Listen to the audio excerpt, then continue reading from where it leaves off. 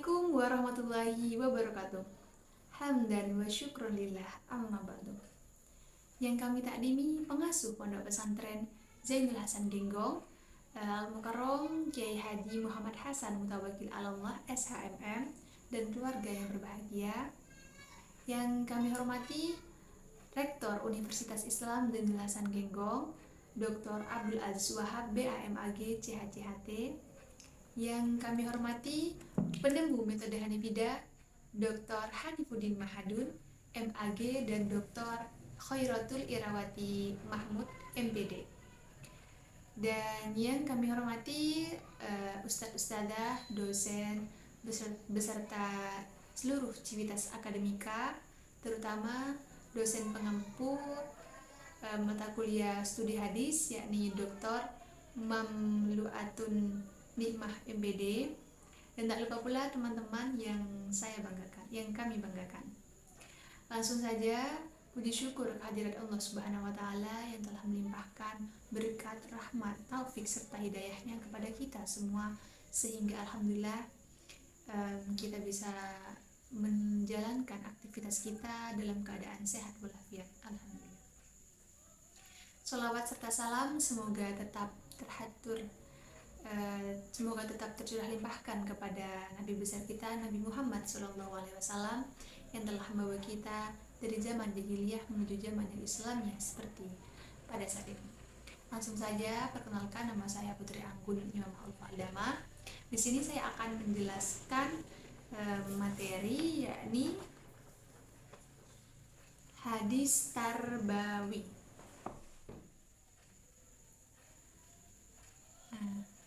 Di sini bab yang pertama kita mempelajari tentang hadis tarbawi. Dalam hadis tarbawi ini kita akan mempelajari 4 hal. Yang pertama pengertian hadis, pengertian tarbawi, pengertian hadis tarbawi, dan ruang lingkup hadis tarbawi. Nah, untuk yang pertama di sini ada pengertian hadis. Pengertian hadis ini terbagi menjadi 2 hal, yakni secara bahasa dan secara istilah. Secara bahasa, hadis berasal dari bahasa Arab, yakni hadatsa, yahdutsu, huddusun, hadatsatun, haditsun, mahdusun, yang berarti baru, dekat, berita, maupun riwayat. Selanjutnya yakni secara istilah. Secara istilah, hadis ialah segala sesuatu yang disandarkan kepada Nabi Muhammad Sallallahu Alaihi Wasallam, baik itu berupa perbuatan dan perkataan beliau. Selanjutnya yakni pengertian tarbawi, terbagi menjadi 2 juga, yakni secara bahasa dan secara istilah.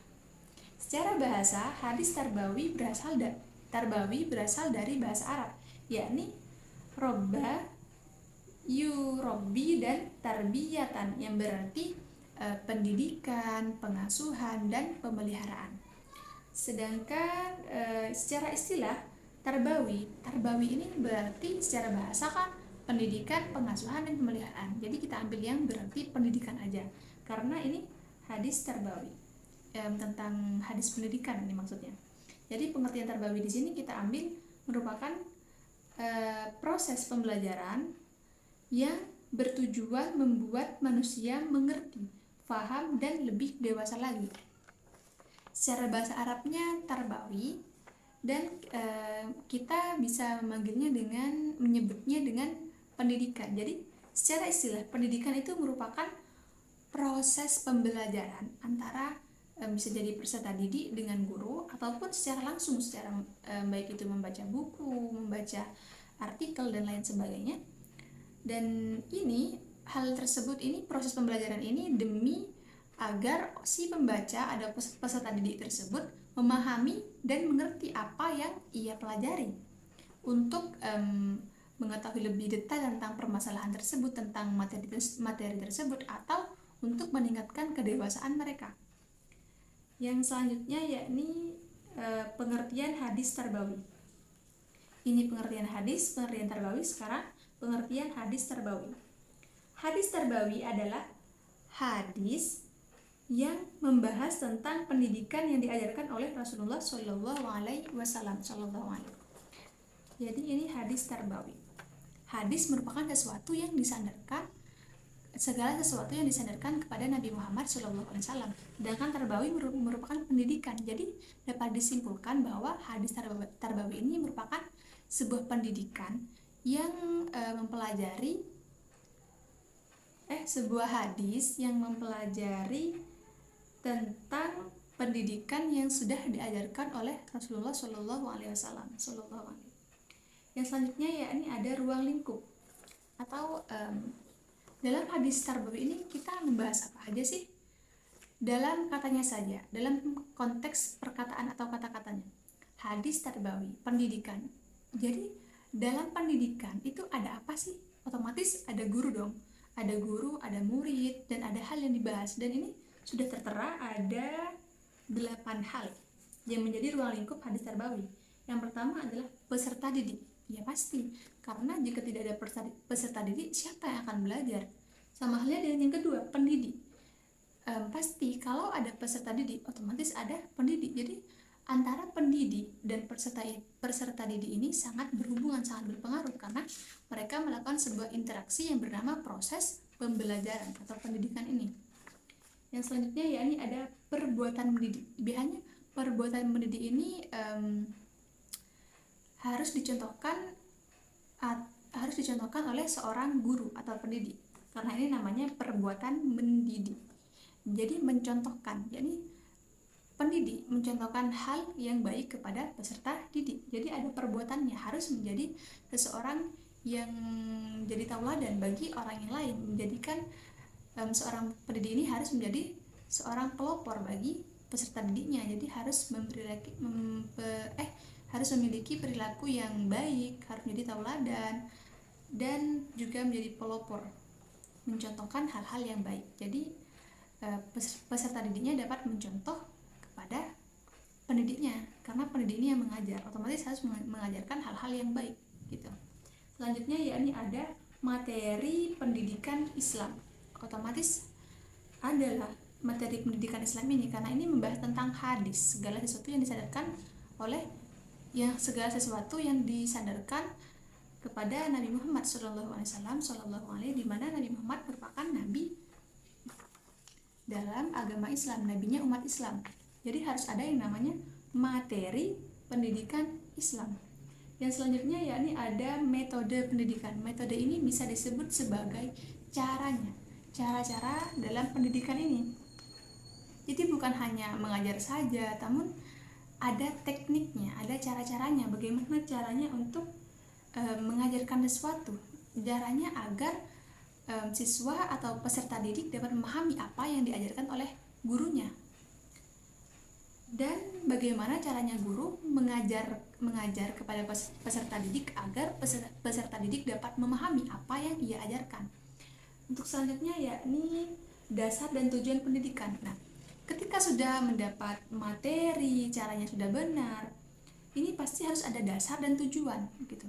Jadi harus benar-benar mengajari hal-hal yang memang sudah ada dasarnya, sehingga kita itu bisa berpatokan pada dasar tersebut, dan juga ada tujuannya. Kenapa kita mempelajari materi pendidikan Islam seperti tadi contohnya, karena ini membahas tentang hadis tarbawi, di mana hadis yakni segala sesuatu yang disandarkan kepada Nabi Muhammad. Nabi Muhammad merupakan utusan Allah, di mana Allah adalah Tuhan umat muslim atau Tuhannya orang muslim. Jadi harus ada dasar dan tujuannya, karena dari nomor 1 hingga yang sampai nomor 8 ini sangat berpengaruh dan sangat berhubungan. Selanjutnya yakni ada sarana dan prasarana pendidikan. Jadi tadi sudah ada metode, cara-caranya untuk mengajar, untuk mendapatkan pendidikan. Jadi harus ada yang namanya sarana dan prasarana, karena tanpa adanya sarana dan prasarana, kemungkinan proses belajar dan mengajar atau proses mendapatkan pendidikan ini akan sulit. Contohnya saja ketika pandemi, di mana kita tidak bisa bertemu. Jadi harus adanya sarana atau prasarana yang berupa media sosial atau handphone, agar antara pendidik dan peserta didik dapat melangsungkan proses pembelajarannya. Seperti itu menurut saya. Selanjutnya yakni ada evaluasi pendidikan. Ya, evaluasi ini merupakan sebuah penilaian. Jadi di akhir semester biasanya kan ada yang namanya tuh UAS dan apa tuh lagi. Intinya kayak ujian-ujian akhir lah untuk menguji mahasiswanya sampai berapa pemahaman mereka ketika sudah entah itu sebulan pembelajaran atau setahun pembelajaran, seperti itu. Jadi adanya evaluasi pendidikan agar mengetahui salah satu siswa ini kurangnya di ini, kelebihannya yang ini. Jadi kita itu dalam proses pembelajaran dapat meningkatkan lagi bagaimana agar siswa ini lebih paham lagi, seperti itu. Mungkin itu saja yang dapat saya sampaikan. Kurang lebihnya mohon maaf. Dan ini